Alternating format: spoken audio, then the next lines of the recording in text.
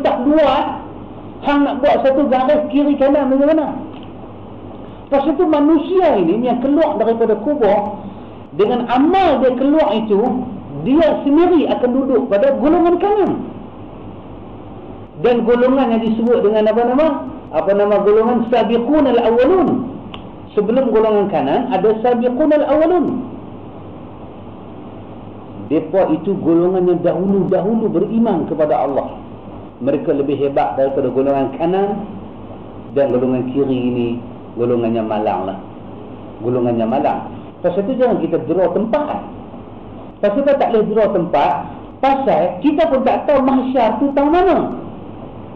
Kita tak pernah lalui mahsyar. Mahsyar perkabaran ghaib. Kalau neraka tu dikatakan belah kiri di mahsyar tu kok mana nak tengok. Jadi tak boleh. Draw tu memang salah, memang salah. Kita faham seperti ayat tu turun, golongan kanan, golongan kiri. Bila kata golongan kanan, golongan kiri, daripada orang belajar bahasa sampai orang tak belajar bahasa, dia faham tak makna golongan kanan, golongan kiri? Ashabul yamin wa ashabul shimal. Golongan kanan mana? Golongan kanan. Bukan pasal duduk sebelah kanan. Pakcik duduk belah kanan. Tapi saya kata pakcik ni wing kiri kan. Dia pakcik belah kiri. Pakcik kata aku duduk belah kanan, mama tak, saya kata pakcik puak kiri. Bukan melihat makan pakcik, kedudukan. Makan ni bukan mata kedara. Mim ka alik nun ni maksud dia tempat. Makan mata kedara ni makan Melayu lah. Ni Arab ni bila kata makan tempat. Makan sujud, tempat sujud. Jadi mauqif kita, kedudukan kita di hari akhirat ada tiga. Sabiqun al-awwalun, golongan kanan dan golongan kiri. Cukup berimanlah dengan ayat tu. Kan ahli sunnah ini seperti Quran kata warasikhuna fil ilmi yaquluna amanna bihi kullun min 'indi rabbina. Datang ayat ini, ayat sama ayat di sisi ahli sunnah kata kami beriman seperti mana dia diturunkan.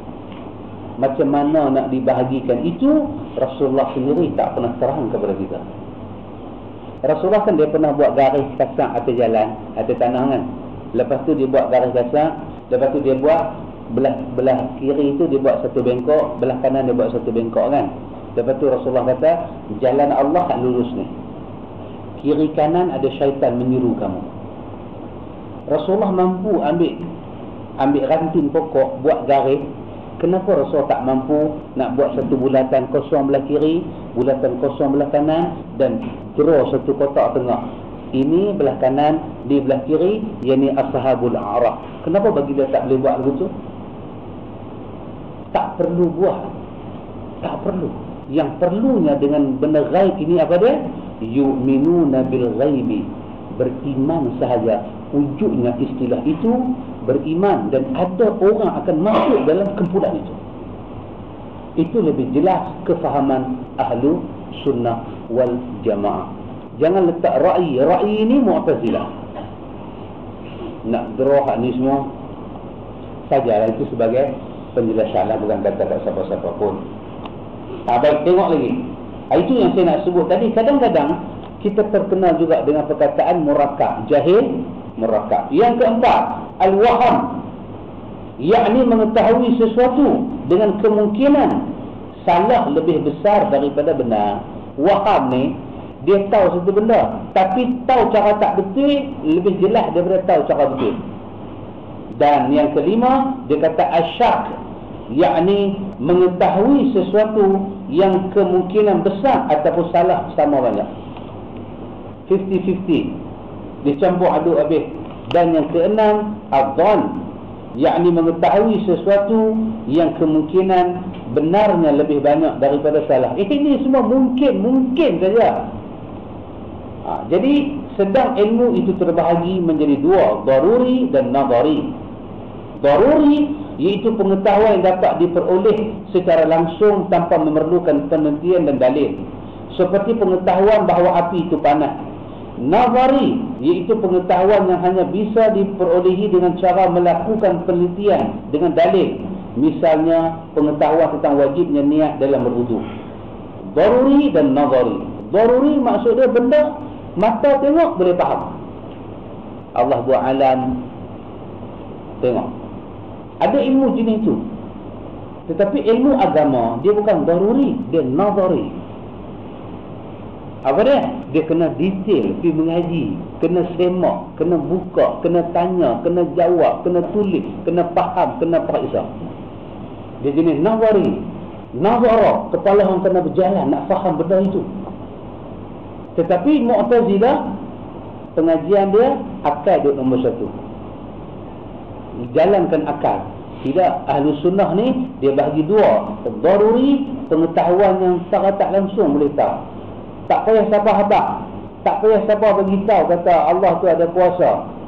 Tengok ke langit pun tahu. Siapa duk tahan langit tak runtuh-runtuh.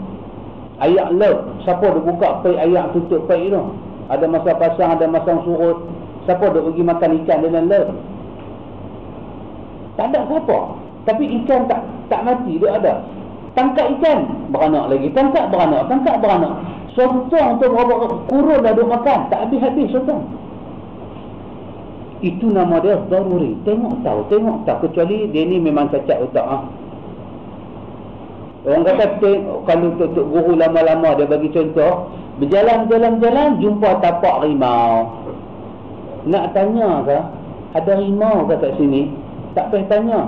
Tengok tapak rimau, belah terus. Jangan duk tanya. Ada tapak rimau, adalah rimau. Dia automatik, dia nazari. Terus faham. Tengok tapak rimau, duk pergi buat kaji selidik. Ada sungguh ke rimau? Tak faham cara Mu'tazilah pula. Apa dia? Tidak mesti ada tapak, ada benda. Api cari tengok. Sekejap lagi hang nanti tinggal nama saja, badan tak keluar dah lagi. Kita tengok alam lah. Takkan mak bapak kita buat.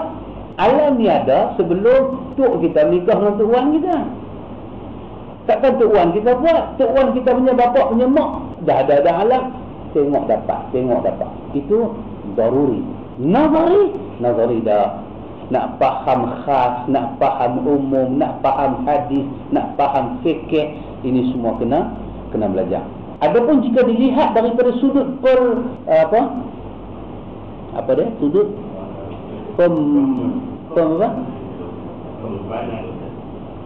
pembebanannya, kewajipannya kepada muslimin, maka hukum syar'i itu terbahagi menjadi dua pula. Kalau dilihat ilmu dari segi beban kita yang kita kena kuasai, maka dia ada dua jenis ilmu yang mesti kita kuasai, iaitu ilmu aini dan ilmu kifai. Ilmu yang jenis aini, jenis wajib atas tiap-tiap orang, dan kifai, sebahagian orang pergi belajar, lagi sebahagian